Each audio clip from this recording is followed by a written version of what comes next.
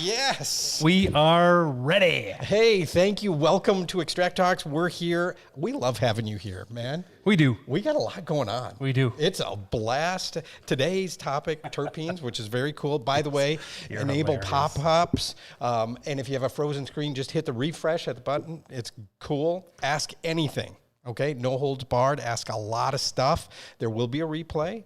And check out all of our resources. We got live tours, Cbd Jam Sessions. We got a great team. Yeah. We field questions. We got you covered. And we've got guides, advanced extraction guides, distillate guides. We got other guides coming up, too. Yeah, we do. We got my desk. There's a stack of papers like this. No, I've seen his desk. The stack is like this. No, that's just the guide portion. You're a big fat liar. Okay. Copy.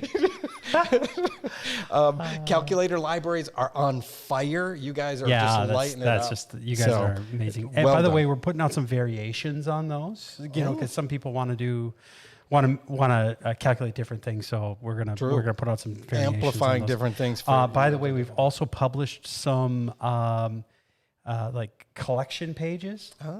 So one collection page is like all of our product tours are on there. And all of our product tours have been kind of buried in our web pages. So we put them all on a collection page so you guys could binge on them. Binge. Yeah. Go. That's pretty good. Go to town. The other collection page that we have is, for all of our downloads and our guides and stuff like that. So if you guys are looking for that, there's collection pages. So it's the same as like watching the Avengers. It's kind of like you that, kind of binge them, right? Yeah, you binge them, right? Same thing. Hey, who's Captain America? You can do them. Okay, so mini courses are coming too. We got a lot of those in the pipe. You guys are going to be excited. Yeah, wait till those. Oh, by the way, we're working hard on those. Mike Butner from Royersford, congratulations, PA, hemp strain survey. Yeah, well done, all right. Mike. You get a whole goodie bag. Our hemp strain survey. I've been monitoring that. It is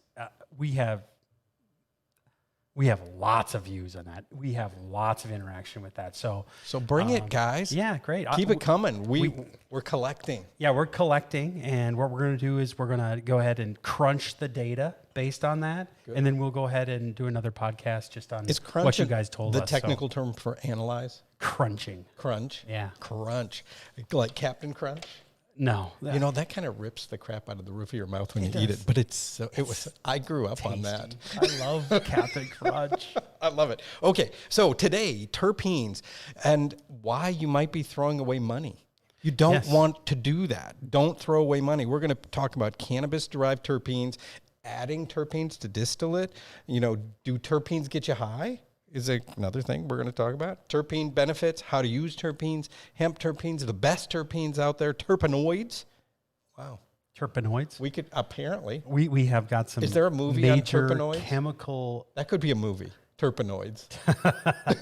The Revenge of the Terpenoids. Exactly.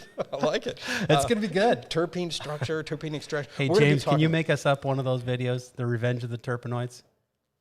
He says yes. He says yes. Yes. We can do it. He's nodding his head vociferously. All right. Okay, so what is a terpene? Okay, so let's get into this. Let's get into this. Yeah, so let's start I'm so excited. Hey, by the way, any tables? No tables today. What? Just some recommendations. We are so disappointed. And actually, the terpene topic, when I got into it, I found out that it was, there's just a lot of stuff there. Oh, yeah. And I didn't want to, pack it so heavily in. Otherwise, you'd be listening to me for hours, go on and on and on. We love that. We would be hanging on every word for hours. So what we're going to try to do is really take and boil it down to a couple different topics. Okay. We're going to take up terpenes again next week. Oh. And the week after. So this is going to be like a 3-part series. A trio. Because there is a lot of terpenes going on and a lot of stuff. So, and I couldn't get it all in. So we're just going to take it easy and keep it light. He likes to deep dive. We're going to keep it light. I know that's a surprise. It is to me. This is Johnny T keeping it light. So let's get started all about terpenes. We're going to talk about sources of terpenes. Okay. Where they come from, what the other sources of terpenes are. Obviously, we know that terpenes come from cannabis. We know that they can come from other botanicals, but obviously there are other synthetic areas that you can get them. I was surprised you can get them from all different kinds of botanicals. You can get them from Exxon. Really? Absolutely. I heard you could get them from DuPont. Shell, DuPont Shell Chemical Company. Okay, so we're also going to talk about a subject that nobody talks about. Really? And that is the stability of terpenes and how that can influence and affect your formulation. And I thought that it would be just a natural thing to talk about when I'm talking about the terpenes, because I'm going to get into some of the chemical structures, okay? And it's going to be really accessible, so don't tune out just yet. And then I'm going to really give you some recommendations as to how to store and handle those terpenes, okay? So, delicate. And then you can see I'm not going to talk about extraction of those terpenes. I'm not going to talk about where in the process you would get the terpenes, because there's multiple points at which you'd get those terpenes out. Yes. But we're going to talk about that next week. In this case, Awesome. we're going to talk about all this storage and how to preserve the terpenes. So here we got a picture. Pretty? Yeah, we got a picture of a nice. How many people have driven around like, oh, what's that skunk? It can't be the skunk.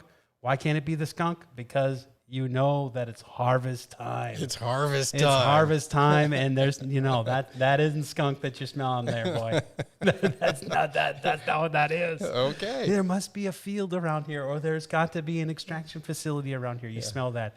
You smell that very, very like a skunky smell, or you'll smell something that's very botanical going on. You can drive through, the city or the country lanes, and you can just find, okay, hey, look, there must be a grow nearby. That is something that's really cool, because in the past, you wouldn't really, meaning before 2014, you wouldn't really actually have a lot of be driving around and smell hemp anywhere. Yeah. Okay. And then people started growing hemp, and in certain areas you would hear it. You'd smell it, and then now it's everywhere. So a lot of people are growing hemp. I mean, all over the place. So you bet. This terpene myrcene is a monoterpene. It is what is commonly thought of to be the key ingredient to that skunky smell. Oh. But it's not the only one. There's multiple, and if you go into the literature, it was totally just that. It's not just that, but what's cool about it is that it has a very high boiling point. It boils at a higher boiling point than obviously the air, but the volatility is such that you can smell it really easily. Wow. So, okay. And your nose is very sensitive. So that's what you're really smelling there.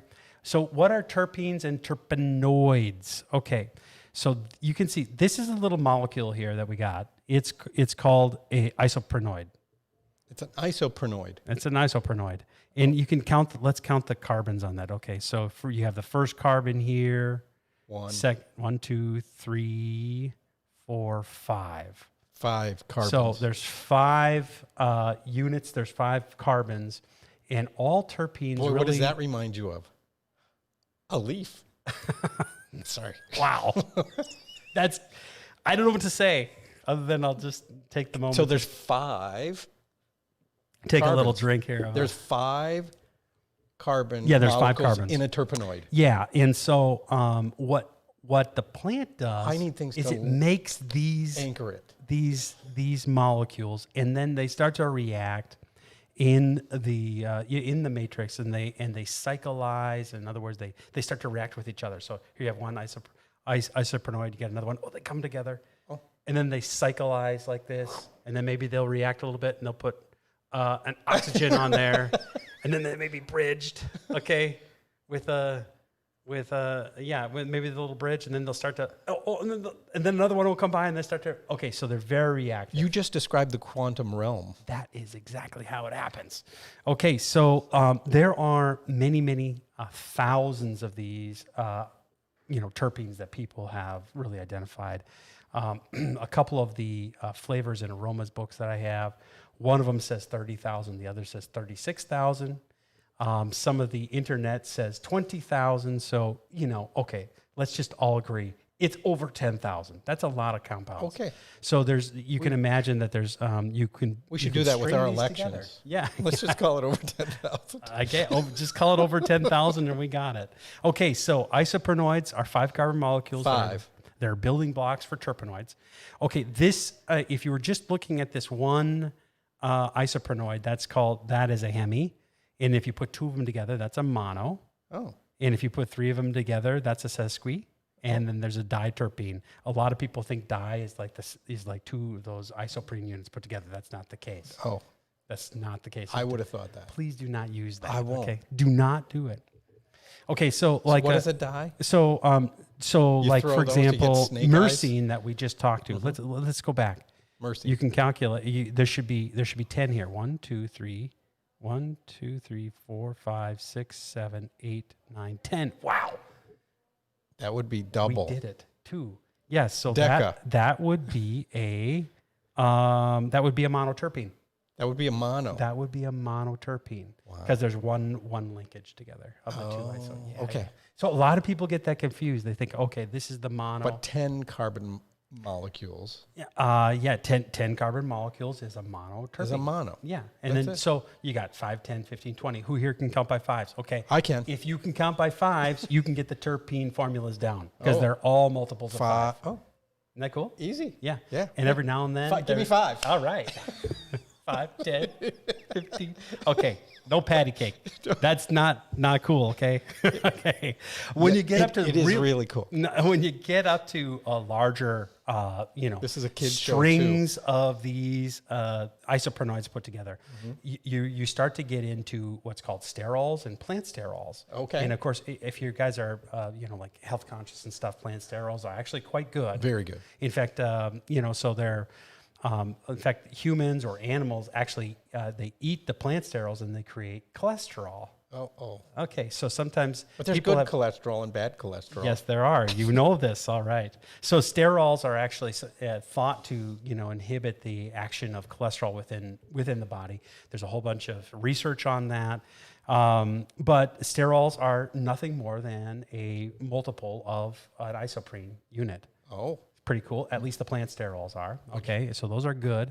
And then the carotenoids, with like the xanthophylls, those are really the yellow pigments that you see in the jar of distillate. Oh. So you see the yellow there? Yeah. Yeah, that's what that is. Got it. That's the carotenoids and the pigments. And there's other pigments. There's any kind of red pigments. There's maybe flavonoids in there. So sometimes if you see, how a bud has little tiny hairs on it? Yeah. Oh, okay. Well, those have like flavonoids in there, and they're responsible for that kind of that reddish color that comes out of there. So it's kind of cool. Yeah. So the flavonoids are awesome too. Yellow and red will give you a little orangey. Okay. I'm not going to go through this, What? but I wanted to show Come you that. on. Hey, the plants are extremely efficient at making these. Isoprenoids are derived from plant metabolism. Okay, so you can see the CO2 is being given off, and you're changing you're using ATP. And this is how is a part of cellular respiration. So how close was this to? And you can see right down here in the bottom. You see right there. That's where it is. That's the isoprenoids that are made, and these things are cleaved off. See, this is like an energy molecule. And the cell gets energy from basically cleaving this phosphorus bond here, and as it cleaves it off, it produces this isoprene. So is this kind of the aftermath as it's being used, kind of a photosynthesis kind of structure? Yeah. So it is what they call an enzymatic pathway within the cell of the plant, and it's constantly doing this. Of course it is. There's little tiny machines, and they're making this stuff all the time. And what's great about it is it's magic. It's making up all these flavors for us. It's making up all these beautiful aromas for us. Beautiful. And it's all in the machinery of the plant itself. It's magic. Where are they coming from? It's coming from the machinery of the plant, all of the enzymes and all that stuff. Love it. There are other synthetic sources, however, to terpenes. Uh-oh. So, like, for example, I can go to a company and a witch's brew kind of thing, organic chemists. Toil and trouble. Yes, exactly like that. So they can synthesize it. They can synthesize some of these. And what's nice about that is you can get them relatively pure. They might have isomers, but typically they're purified, so they can get them pure. And make them more consistent. Yes, that's true. And I'll get into some of the reasons why they're very hard to do. I didn't mean to That's jump very ahead. hard to do. But also natural sources like orange peels or lemon peels or lime peels or whatever. Zest. Lots of people use, for example, they'll use like steam distillation to be a good example of an extraction technique there. And then obviously we're here because of cannabis and hemp terpenes, because we're fans. Oh, yeah, I forgot. And all that wonderful stuff. So they're generated in the resinous trichomes, which are on the flower itself and around the flower. And what's awesome about that is those trichomes, they typically will stabilize the terpene so that it doesn't degrade. And so, and they just kind of emit very, very slowly off the aroma, okay? And that's really cool. They also protect it from, reactions. However, it does react inside of the trichome, so whatever. But there's a lot of strain names that are specifically tied to, for example, how a strain would smell, like a cheese or a blueberry or Skittles would be a good example. Fruit Loops. There's all these different strain names because the plant is expressing, different ratios of these terpenes. So on Fruit Loops, they just put a whole bunch of that in. Terpene from the fruit. From the Fruit Loop. I guess so. Let's move on. Strawberry, orange, lemon. Okay, so this is some structures here. And people like to see these structures, because it's like, wow, you hold up a bottle of, say, camphor, and you're like, that is kind of cool. That is the chemical structure of that. Okay. That'll get you. Do you say that aliphatics? Yes. So there's short-chained aliphatics. Now, these are now, and then there's phenylpropanoids. Now, I'm going to not talk about the aliphatics and the propanoids. Just suffice it to say that those are the flavonoids. Those are the flavonoids. Flavonoids is what they're called. And the ones on the right-hand side under terpenes, terpenoids, those you can see they'll all be multiples of 5, like the caryophyllene, the camphor, the thymol, limonene, citral, and cineol. Now, and we've talked about those in other podcasts. We have. Now, in the hemp and cannabis world, there are what's called major and minor major and minor terpenes, okay? Sure. Some of those major ones would be geraniol, humaline, limonene, linalool. Those are the very fruity ones. There's the myrcene, which is the skunky. Okay. There's pinene, which is sometimes gives that pine smell, and other ones. And then there's some of the more minor ones. And what I have here, like the citral and the caryophyllene and the camphor, those are relatively minor. They don't really express themselves really to a great extent within the plant, at least the cannabis plant. Okay. Gotcha. So Humaline, for example, is one of the major cannabinoids, and it is available in all kinds of different, different flowers or plant materials. It's not just for cannabinoids. You can get them from hops. You can get them from basil. You can get them from thyme. And a lot of people, they have businesses right around, basically essential oils, right? Absolutely. So that's what it is. So, you can talk a little bit about what that really is, but at the end of the day, those essential oils are basically mixtures of terpenes, and they have anything else that's volatile in the plant. They put them together. Sometimes they have them in an alcohol-based formula. Sure. Okay. Yep. And that would not be considered to be solvent-free. No. If you had like an alcohol in them, if you got a bunch of terpenes out with like a vacuum distillation, that would be considered to be terpene free. Gotcha. Or I'm sorry, solvent free, not terpene free. Yeah, excuse me. Yeah. So anyway, that's the thing. I will make an honorable mention on the phenylpropenoids, which are basically flavonoids. They give the plant the bitter taste. So like kale, for example, the flavonoids, you taste that. It's very... Yeah, it's got that bitter taste to it. Bitter, unless you boil it out. And there are all different types, and there are also pigments. So, like I had mentioned before about the red and all that stuff. The yellow. Blue. Green. Purple, like purple haze, for example. Those are the anthocyanins. Gotcha. These are flavonoids, okay? They are also co-extracted when you, when you do your extraction. So flavonoids add to flavor predominantly, and terpenes add to flavor as well, but it's more aromatic. That's correct. Yes, that is correct. Yeah, Gold star. You did it. So fruit juices, things like that. Also, one major area of flavonoids is the tannins. Oh, right. Yeah. Tannins, like wine.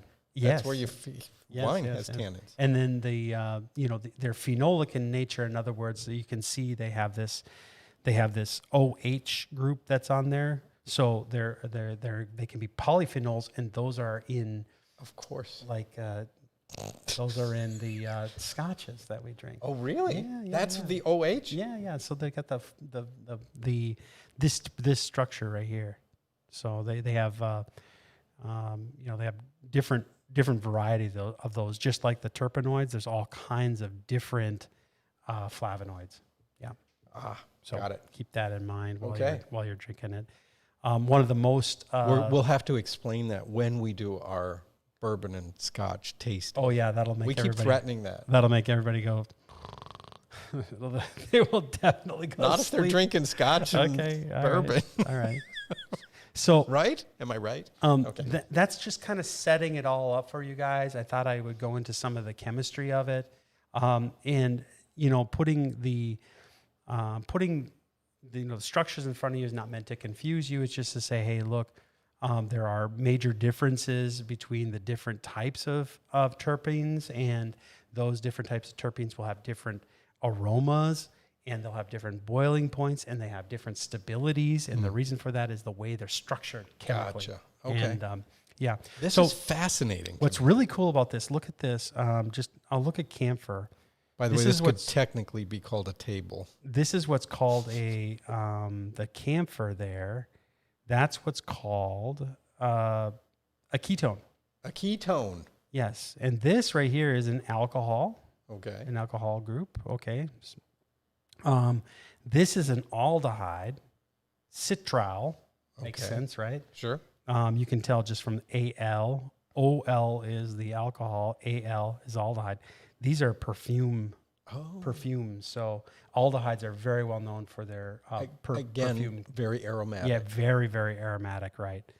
And, if you have like oxygens on these are typically way more stable chemically than something without an oxygen, for example. So like limonene or beta-carotene. So this is fascinating, and I know you're going to be latching this back down, but this chemistry that we're talking about is what you're looking for when you pull that wherever in the process you're pulling those terpenes, so that you can re-add those in your formulations later. Correct. And I'm going to go through some of the how they're not chemically stable. We're going to go talk a little bit about the reactions that take place, but then I'm going to bring it back to the practical nature.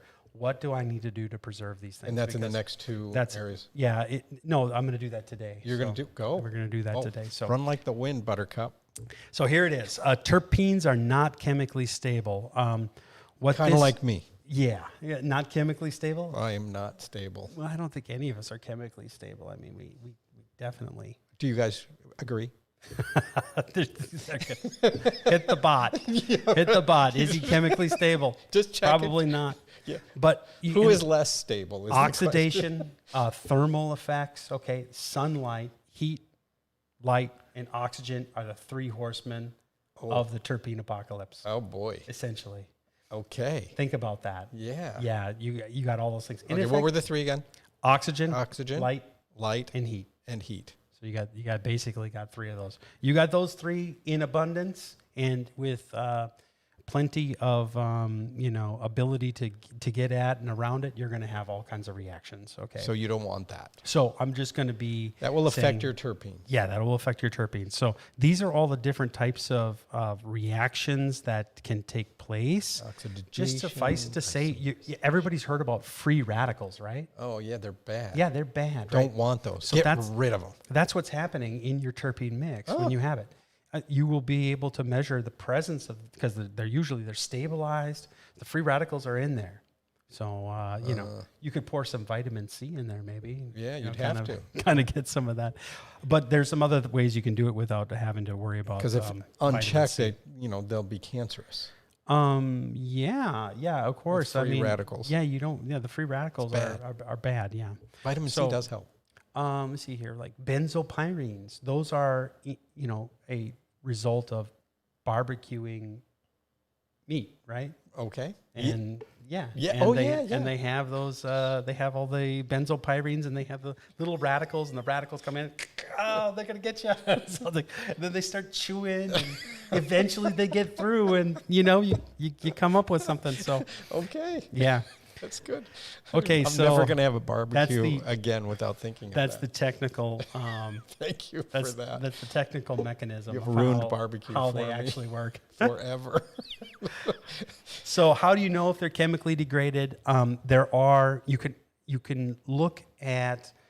we had talked many, many times about testing, right? Yes, absolutely. And what's great about testing is you're able to measure the amount of certain compounds within your mixture, right? Okay. So that's what's great about testing.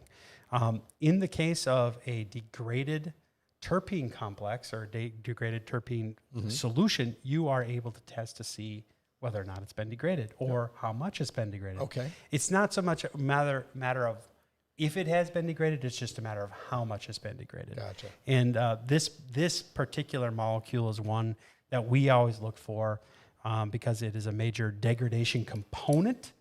It's p-cymonine, and basically it's a alkyl benzene is what they call that, and it's aromatic, and you can measure it with a GCMS very, very easily. And in fact, you can actually see that very easily in with HPLC as well. Really? So yeah, it's a one of those things that comes out, very early on in your chromatogram. So the other thing that you can look at is off odors and off flavors. This is called organoleptic testing, and it's just smell and taste. And he usually smells it, and then he makes me taste it. That's usually how it works. Well, I smell it. Okay, does it smell good? Yeah, it smells good, right? And then we go ahead and it smells the same. So, I mean, no, it smells horrible. Here, you taste it. There are people who that's what they do for a living, right? They smell things. Sommeliers are very trained in that in the wine world. Right, exactly. Unfortunately, they can't drink any of the wine. They spit it out. They have to spit it out. What good is that? Yeah. Why is his cup so big and flat? Changing colors would be the other thing, and then you can also measure free radicals in the terpene blend. There's a ways to do that. Wow. Electron spin resonance is one way to do that. There are other ways to do that, but an electron spin resonator. Yeah, exactly. You need one of those to test that with an over/under oscillator duplicator. You get that, and you can do that. Yeah, and time travel. Yeah, time travel. Woo! Okay, so here's the effect of extraction solvent on oxidation of terpenes. Okay, a lot of people don't understand, but when you extract... When he says all people... When you extract, basically you have ethanol. Suppose you're going to extract with ethanol, right? Yep. You understand that is basically liquid oxygen. Okay. Okay, and you are extracting your cannabis with liquid oxygen. Okay. Okay, and it's not quite that bad, but it does have very, very high oxygen levels, much, much greater than 50 parts per million. I used to be involved in removal of gases from, say, liquids like this, and it's shocking how much oxygen is in them. You can always do some sort of degassing effect. But when you mix it with water, you're going to actually get more oxygen in there. So that's the capacity of oxygen for an ethanol water mixture is much, much greater than just for ethanol itself. Okay. And oxygen is also in water at about 8.3 parts per million at standard temperature and pressure. So at 8 p.m. water. My point is that if you use that as a solvent to extract, the ethanol and the oxygen in the ethanol is going to immediately start reacting. Oh. So that's something to think about. Ethanol is not a very good preserver of terpenes. Okay. Yeah. Besides that, once you have it in the ethanol, it's very difficult to get out without removal of the ethanol and then complete 100% degradation of the terpenes. So I wanted to bring up the fact that the solubility of oxygen in condensed oxygen, which is liquid CO2, is a lot lower. Just has to do with the way oxygen is made. Sure. The oxygen itself doesn't condense into a liquid, so it's automatically separated. So you don't really have the same oxygen content. And it's well known that CO2 actually stabilizes the terpenes in the liquid CO2. And I'll tell you how I know this. It's not because it's written in some literature. We actually did a whole bunch of studies on this, and we tested, the effects of temperature on the output of terpenes that came out of the extractor. So we went up to 100 degrees, 150 degrees Celsius, and we tested it at low temperature and high temperature, and it didn't make any difference in the ratios of terpenes. Really? Just because it's not very reactive in CO2. It's not. So it kind of stabilizes it. So sure. Just wanted to bring that up as an important aspect. So which terpenes are the most stable? I think I alluded to this before. You did. But if you have alcohols, if you have aldehydes, if you have ketones, you have esters, those are the ones that are stable. They're very desirable. Also, you can see that, like everybody knows about linalool, geraniol, which is a major terpene within hemp and cannabis. Citral is that aldehyde, which is it has aromatic. Very aromatic. Perfumes, remember? Yep. Citral. And then geraniol acetate, which is an oxidation byproduct of geraniol. Wow. Okay, but again, esters are great. Also, they have a great aroma associated with them. But people want to have these oxygenated terpenes. The non-oxygenated terpenes are highly reactive, so they're going to be reacting all the time with themselves, with each other, with the cyclizing, basically messing up everything all the way around. Degrading into off odors and off colors. And so, if you want to have a formulation that's stable, you want to really formulate with oxygenated terpenes as much as you can. Wow. Think about that. Okay. So think about that. So now that we know where they came from, what the sources are, what the major components are, major and minor terpenes are, and that the fact that they are highly reactive, that your extraction technique itself can kind of either enhance greatly the reactivity or take it away and stabilize the reactivity. Now you really need to go, you have a jar of beautiful, terpenes. How do you store that? Yeah. Okay. And it's well known that light, oxygen, and heat are the three key contributors to degradation. So what you're going to want to do is you're going to want to try to control each of those. Wow. Okay. So you want to make sure that if you store it, don't store it in a clear bottle. Don't store it in an amber bottle. And if you do store it in an amber bottle, you take a piece of tin foil, you wrap it around it and close it up. Okay. So that you don't have light hitting it all the time. You don't want light. Right. So we have... That's one of the three horsemen. That's one of the three horsemen. Light gonna chew it up. Not going to chew it up. The second one is remove the oxygen. So there's a couple different ways to do this. If you have like we have gallons and gallons of terpenes that we deal with, right?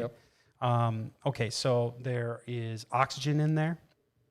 Can you get the oxygen out? Absolutely, you can get the oxygen out. You can bubble, like for example, helium through it, and the helium will take the oxygen out of the terpenes. So just that's called helium sparging.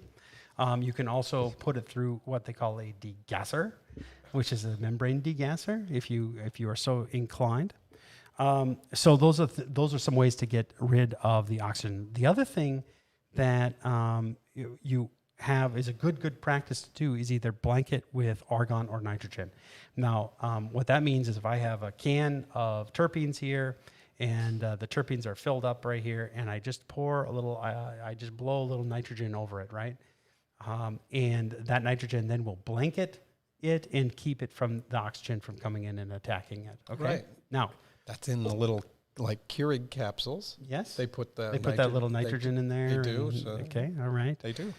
One thing about And in wine, you can get those spritzes to oh put yeah, in. right. So that put it in. will prevent oxidation and stuff like that. So there you go. It's nothing that isn't already well known.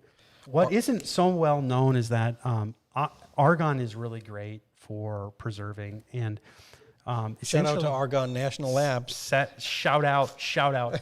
I think what you got to do is so what's cool about argon is if you get a bottle of it, you can buy a bottle of it. It's expensive, but you're only using a little tiny bit of it all the time.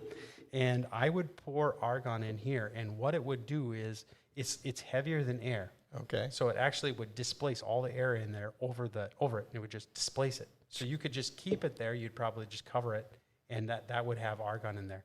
A little different than nitrogen. Nitrogen's going to kind of dissipate into the air. Yeah. Argon will not do that. Wow. So argon is a really great way to preserve it.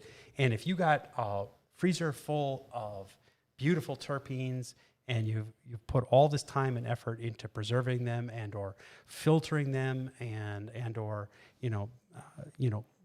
if it's the product that you like, it's got the flavor profile, you want to preserve that. And the best way to do that, basically use a bunch of tin foil, make sure your argon is in there, and put it in the freezer. Okay. There you are. That eliminates the three horsemen of the terpene apocalypse. Pretty light, oxygen, and heat. Pretty much that's it. See, I listen. And then you can test often for degradation. So you can go to your GCMS and you can test for oxidation. You can use a UV vis or you can use an ESR for that. Now, the recommendations for preserving while in use. So I'm going to use this bottle here. What do I do?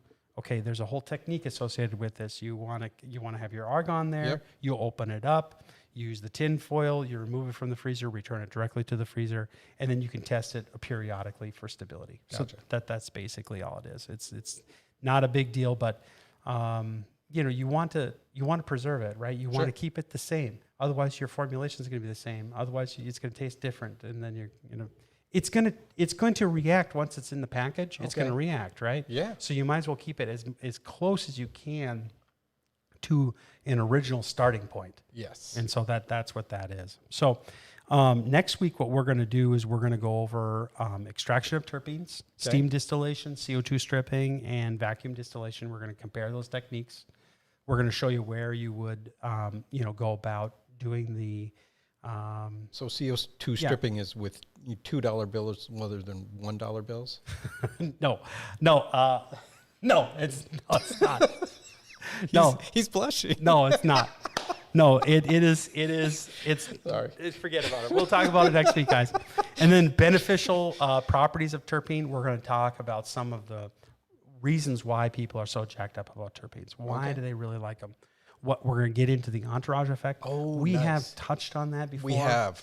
But you can see how if I wanted to go slowly through this and do some educational content, that I didn't want to rush through all that stuff at the beginning.